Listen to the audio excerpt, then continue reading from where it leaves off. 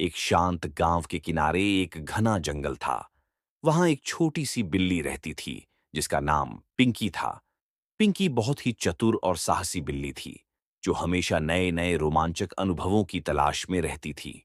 एक दिन सुबह सुबह वह अपने घर से निकली। उसे बहुत भूख लगी है और उसे मछली चाहिए।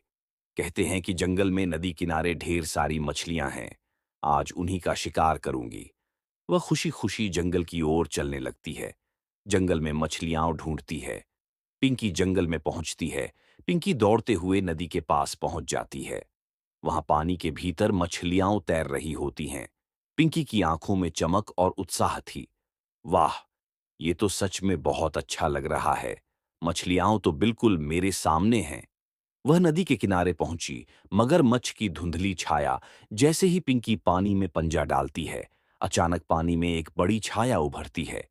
पिंकी चौकस होकर पीछे हटती है। पानी से एक विशाल मगरमच्छ बाहर निकलता है। उसकी लंबी पूंछ और तेज दांत पिंकी को डराते हैं। पिंकी गहरी सांस लेकर, अरे ये क्या, इस विशाल मगरमच्छ से तो मुझे डर लग रहा है। मगरमच्छ गहरी आवाज में, तुम कौन हो छोटी बिल्ली? ये मेरी नदी है।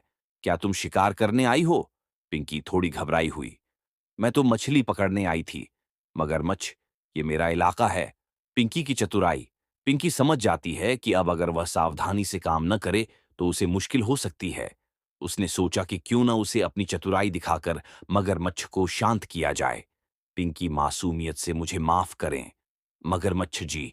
मगरमच्छ थोड़ा हैरान होता है और फिर सोचता है, मगरमच्छ, ठीक है, तुम मुझे समझाने में सफल हो गई हो।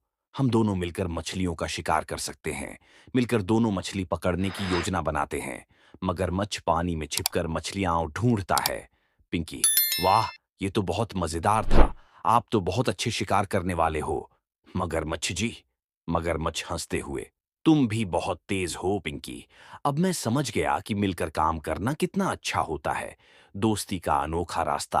पिंकी और मगरमच्छ। पिंकी को यह समझ में आ गया कि दोस्ती में ताकत होती है और किसी भी समस्या को मिलकर हल किया जा सकता है। पिंकी, आज का दिन बहुत अच्छा था। मैंने न सिर्फ मछलियां पकड़ी बल्कि एक नया दोस्त भी बनाया। मगरमच्छ, सच में आज का दिन बहुत शानदार था।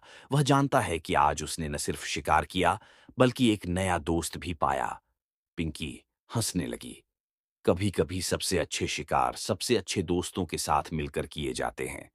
कहानी यही खत्म होती है और पिंकी खुशी से जंगल के रास्ते पर चली जाती है। वीडियो को लाइक करके चैनल को सब्सक्राइब करें।